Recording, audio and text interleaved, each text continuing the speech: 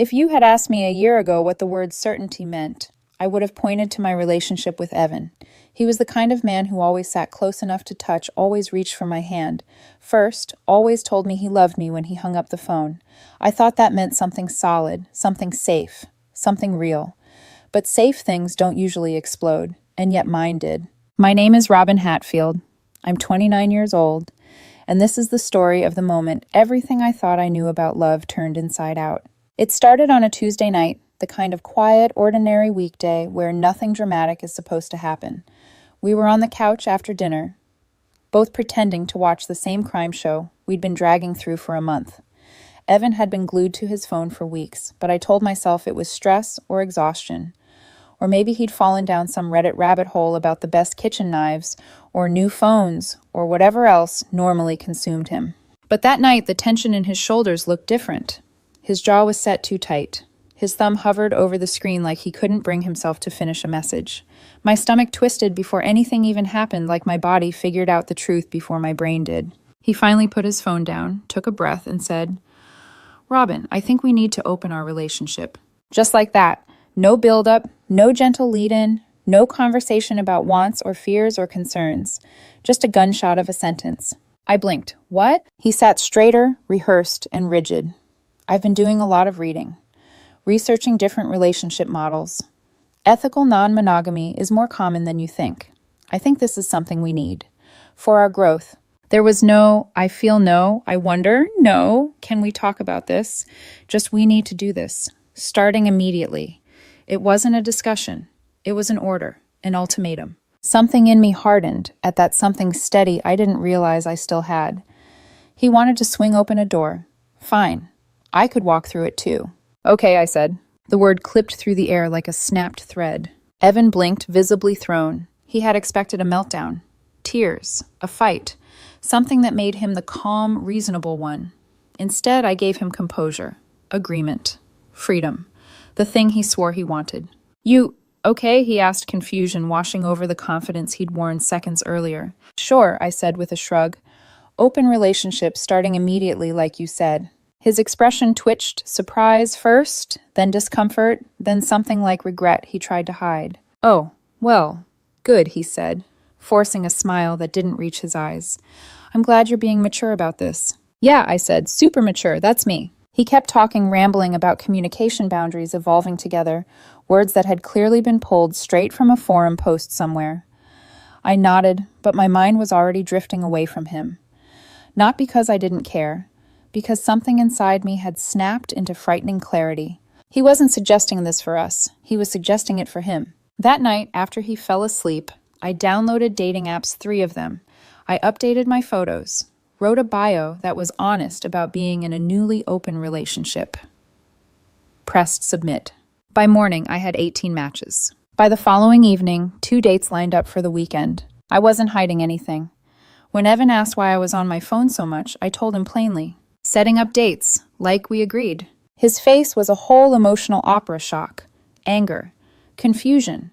Something that almost looked like betrayal, but couldn't be, because this was his idea. He had demanded this, not me. He swallowed hard. You already have dates. 2, maybe 3. 3. Yeah, why? It's just... He looked away. I didn't think you'd jump into it so fast. You said immediately. I tilted my head. Should I have waited for your permission? He didn't answer. He just stared at the floor, hands tightening into fists. A few nights later, I got ready for my first date, dark jeans, soft sweater, the cologne Evan liked on me. My hair curled just enough for softness. When I stepped out of the bedroom, Evan looked at me, like I'd just stepped onto a ledge. Where are you going? He asked, even though he knew. Dinner, first date. With who? A guy I matched with. He's a graphic designer into travel and horror movies. Seems cool. A guy? I raised a brow. Isn't that the point? He shook his head, frustration swelling. You need to cancel. Why? I asked calmly. Because this isn't... He stopped himself, jaw working. You can't just what I asked. Do exactly what you demanded we do. His voice cracked. This isn't how it was supposed to go. Oh, I stepped closer. Explain to me. How was it supposed to go? He looked like he wanted to scream. I didn't think you'd actually date someone. There it was. The truth hiding underneath all his enlightened modern relationship talk. So when you said open relationship, I said you meant you get to see other women, and I sit at home waiting. Tears gathered in his eyes. You're being hurtful. I'm being literal, I said. This was your idea, not mine.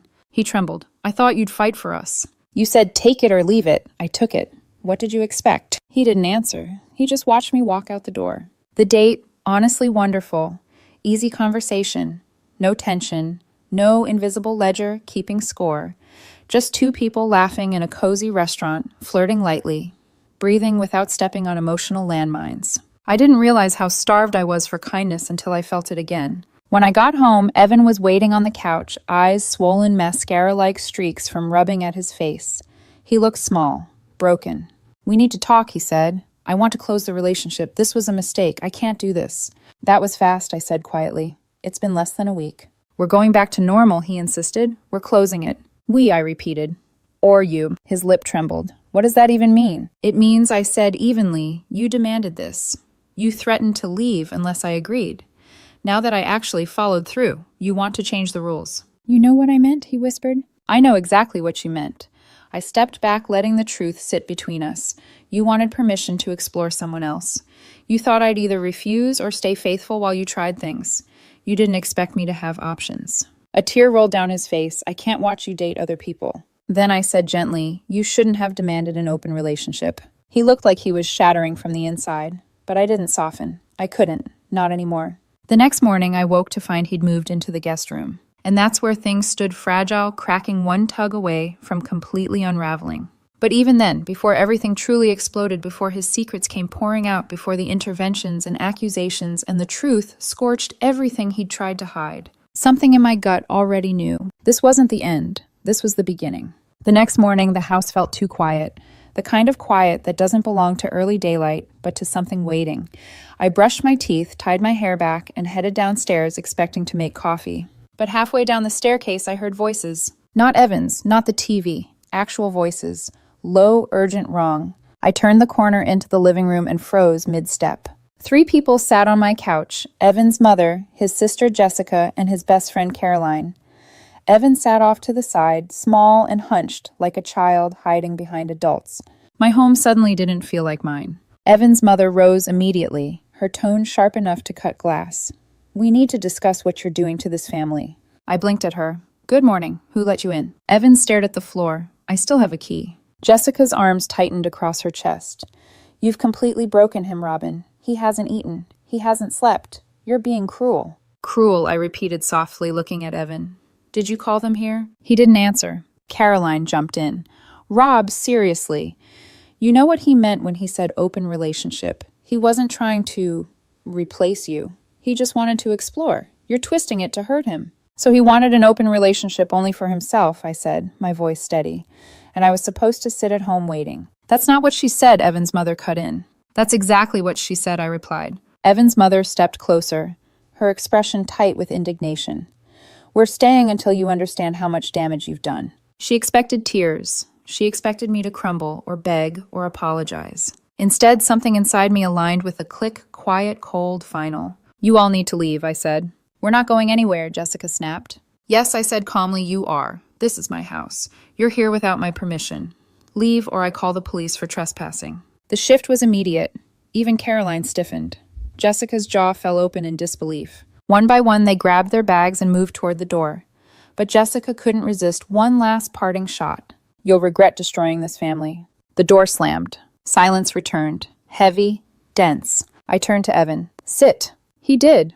Who is she? I asked. His voice trembled. There's no... Don't lie. He swallowed. Someone from work. My stomach tightened, not from heartbreak, from confirmation. Her name, I asked? He hesitated. Melissa. A neat soft name, of course. You've been getting coffee, I said, the picture building itself. Talking. Getting close. She understands me, he whispered, as though that excused anything. I kept my voice level. Did you sleep with her? No, he said quickly. I wanted the open relationship so it wouldn't be cheating. The honesty twisted as it was made, the truth sank deeper. So you wanted permission, I said.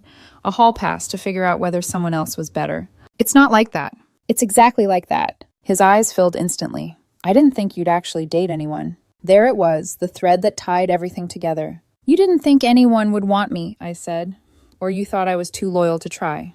His silence confirmed everything. I have another date this week, I said. I'm going. His face contorted. If you go on that date, I'm done. We're over. A test. A trap. a demand dressed as righteousness. Okay, I said. He inhaled sharply like he'd been punched. You don't mean that. I do. I didn't flinch. You demanded an open relationship so you could pursue someone else without guilt. You thought I would sit here waiting while you explored your options. When I didn't, you panicked. You tried to close it. Now you're giving ultimatums.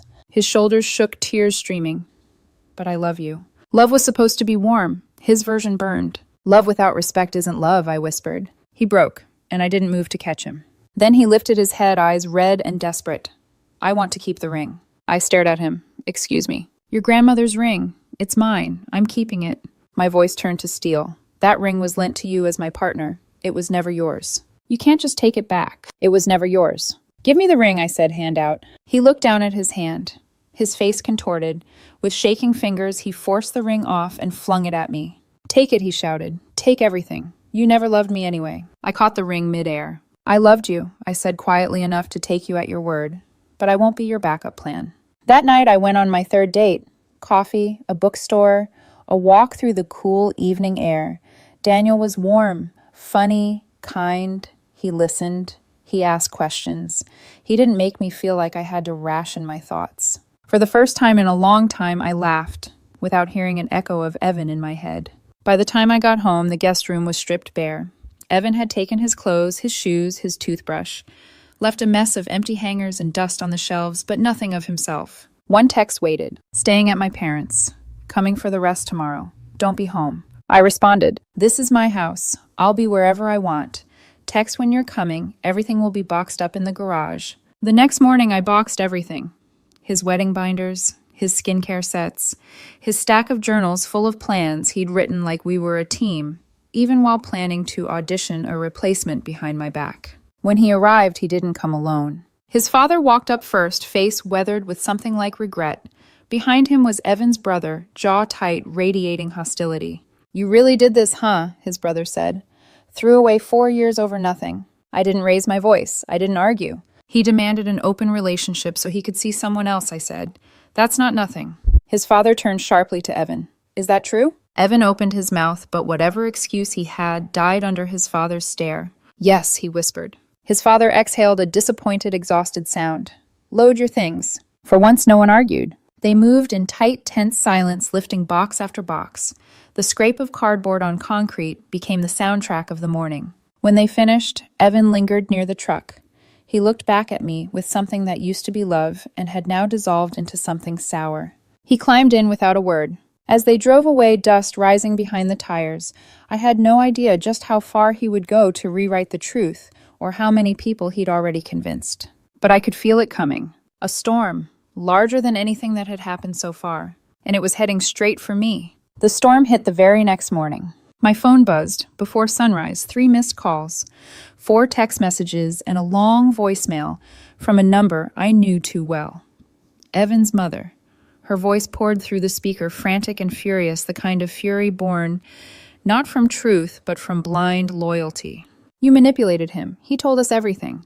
You pressured him into that open relationship. You guilt-tripped him. You isolated him from friends. You're destroying him. Every word was wrong. Every sentence a lie. Every accusation something Evan had apparently rehearsed and shared with confidence. I didn't respond. Not because I didn't have words, but because any response would have fed a narrative he was already spinning. I thought ignoring it would calm things down. I was wrong. Within an hour, another voicemail came, longer, louder, laced with disbelief that I hadn't replied. Then a text from Jessica, furious paragraphs about how I'd forced Evan into a relationship structure he never wanted. Another from Caroline saying she'd never expected this kind of manipulation from me. I sat at my kitchen table, phone buzzing beside my coffee mug, and realized something terrifyingly simple. Evan was rewriting the story, and people were believing him. Mutual friends started reaching out next. Some gentle passive testing the water. Hey, Evan said things ended badly. Are you okay? Some accusatory, I can't believe you did that to him. He defended you for years. And some didn't give me the courtesy of a message, they simply unfriended me, choosing his version of reality over mine without a single question. It stung, more than I'd expected, more than I wanted to admit. But the real hit came around noon. A message request on Facebook from someone I didn't know, a man in a neat button-up standing in front of a tech company logo in his profile photo. Hi, I work with Evan. We should talk. I hesitated, then opened the chat. Me, I assume this is about the breakup. Him, yeah. I feel like I'm missing parts of the story. He's been saying some stuff at work, and it's not adding up. My stomach tightened. Me, what exactly has he been saying? Him, that you're jealous, controlling, that you hated him having female coworkers, that you started fights over him spending time with friends, and that the open relationship was something you begged for because you were afraid of losing him. I closed my eyes. Of course Evan said that. Of course. Me, none of that is true. He gave me an ultimatum: open relationship or breakup. Those were the only options he offered. A long pause. Him. That's definitely not the version he's been telling people here. Me, let me guess. This is about Melissa. Another pause. Longer this time. Him. So you know about that? Me, I know he asked for an open relationship because he wanted to pursue her. Typing bubble. Stop. Start again. Him. Look, this is uncomfortable. But yeah, Melissa said he asked her out. Recently. She was surprised because she thought he'd been single for a long time. I stared at the message, feeling something cold settle in my chest. Me, he told her he was single. Him, he told everyone he was single. He said he used to date someone clingy but hadn't been serious with anyone in years. Something inside me cracked. Not heartbreak, not even rage. Just a clean, painful break of clarity. 4 years. Erased. Me. Did he tell you he was engaged? Him engaged. He said he hadn't dated anyone seriously since college. I felt heat gather behind my eyes, a sting I didn't want to let fall. Me, we were engaged until 3 days ago. A full minute passed. Him, I'm so sorry. I had no idea. And there's something else. Melissa isn't interested. She has a boyfriend. She thought Evan's attention was friendly. He's been following her around the office. HR already warned him once. I sat back, the room tilting just a little. Evan didn't want freedom. He wanted plausible deniability. He didn't want honesty. He wanted cover. He didn't want an open relationship. He wanted permission to cheat, but without consequences. Me, so he lied to her, to his coworkers, to his family, to our mutual friends. Him, honestly? Yes. He said some pretty intense stuff about you, but based on what you just told me, I think he was projecting. I released a slow, shaking breath. Me, thank you, really. Then he wrote one more thing. Him, I'm going to distance myself from him. This feels wrong. After that, there was nothing left to say.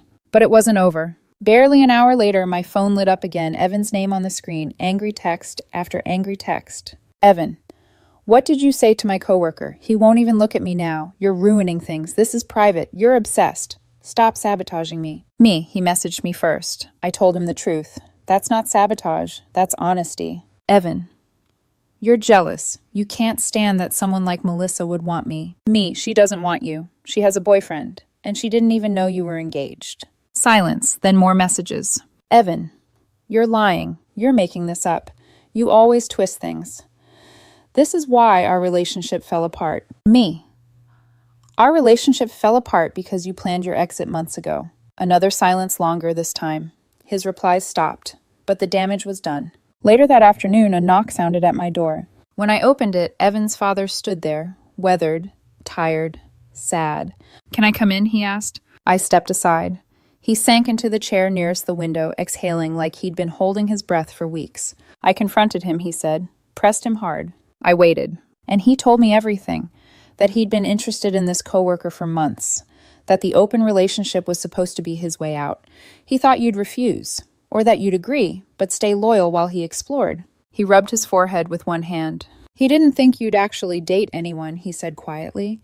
He told me he didn't think anyone else would want you. That one hurt. Even expecting it, it hurt. He's not well, his father continued, and you deserve far better than the lies he told. I nodded, unable to speak for a moment. The ring stays with you, he added, no matter what my wife says. And if they keep calling, texting, harassing you, tell me. I'll deal with it. He stood. I'm sorry for what my family put you through. When he left, the house felt heavier, colder, but also clearer. Because now the truth wasn't just mine. Someone else had seen it, confirmed it, said it aloud. Evan's lies were crumbling, but the collapse wasn't over. Not even close. A few days passed. Enough time for the dust to settle, just enough to be dangerous. Evan's texts stopped. His mother's calls slowed from a flood to a trickle. Mutual friends either vanished or hovered silently at the edges of group chats, unsure what to believe. For the first time in weeks, my house felt still. Not peaceful, just still. Then the doorbell rang. I opened the door expecting a package. Instead, Caroline Evans' best friend stood on my porch hood, up sunglasses on, despite the overcast sky, looking around like she was about to confess to a crime. "Can I come in?" she whispered. The last time she'd been here, she'd accused me of cruelty. Now her voice was shaking. I stepped aside. She stayed standing, didn't take off her coat, didn't sit.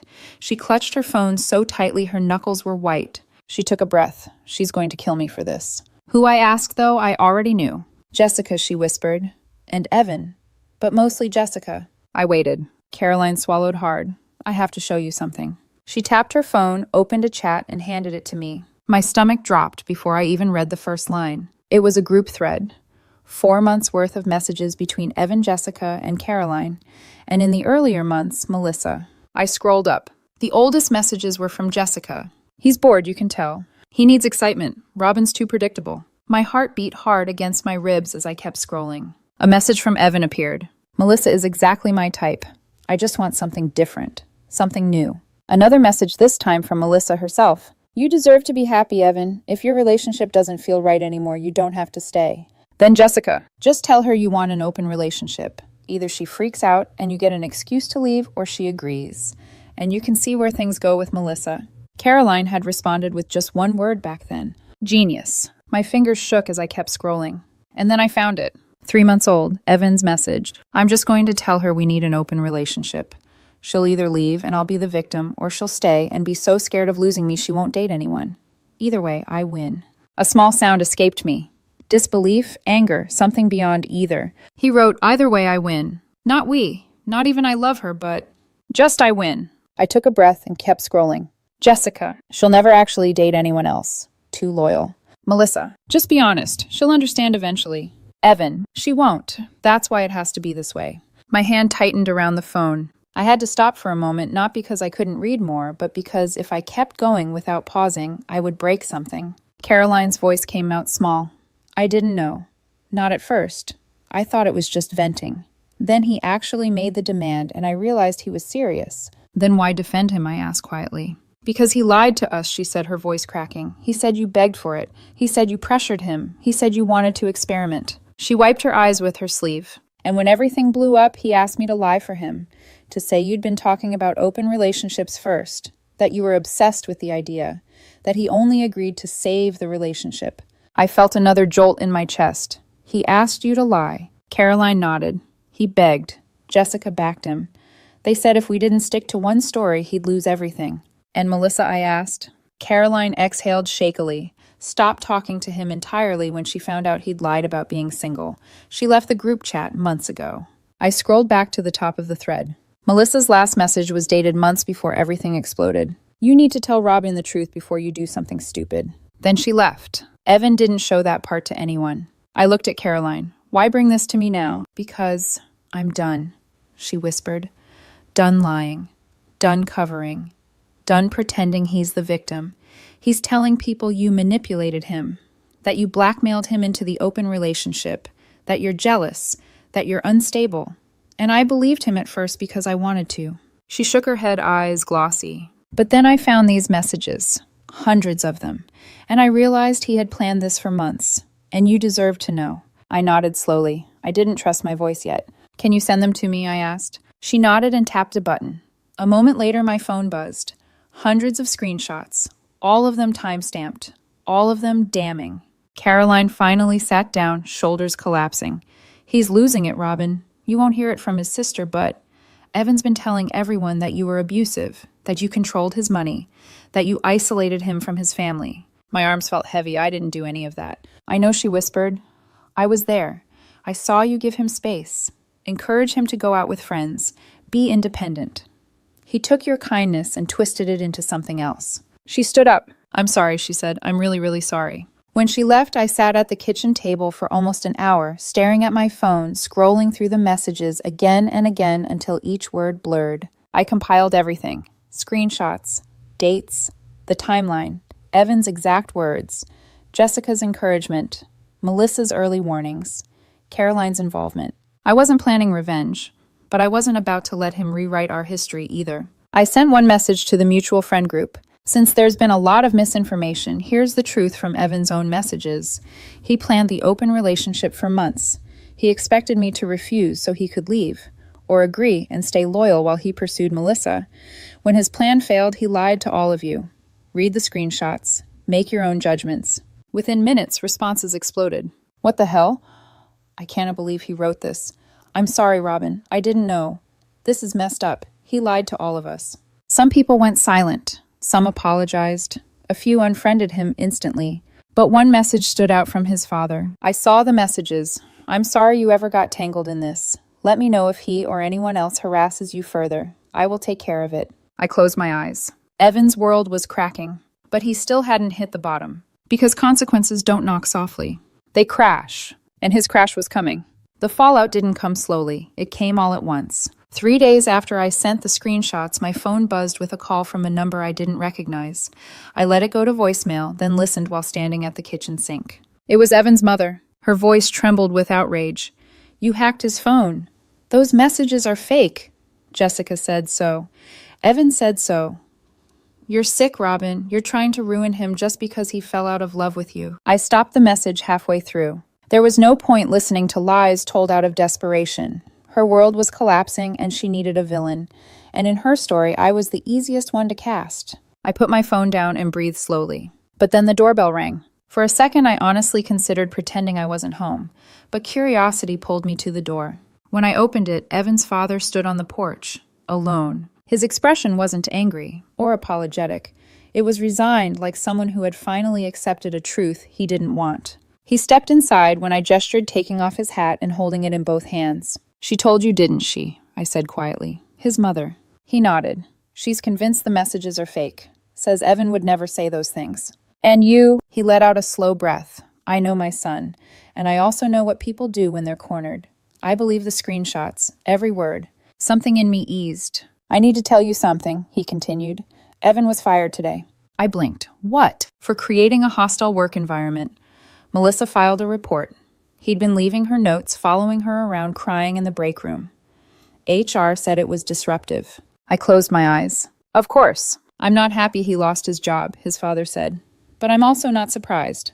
He hesitated. He's staying with us. My wife still thinks you're the problem, but I'm trying to get her to see reason. It's complicated.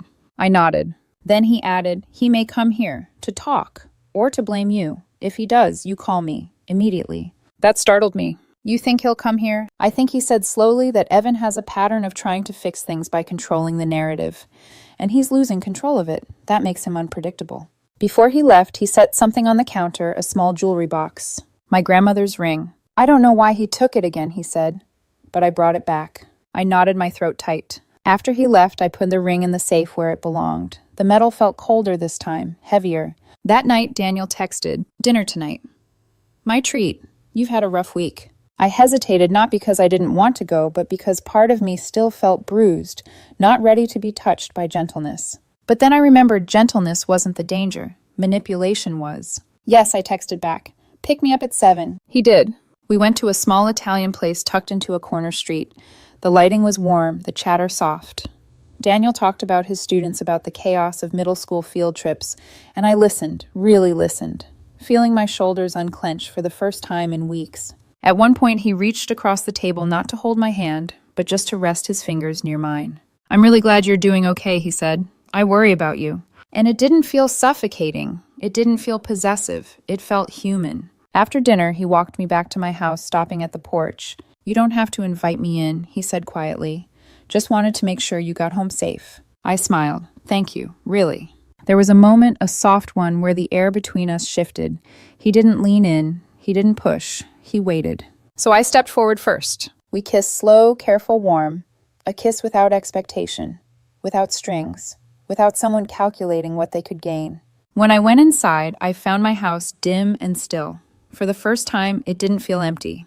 But peace doesn't last long when someone refuses to let go of a story they built. The next morning, I woke to an email from a mutual friend. He's saying you photoshopped the messages.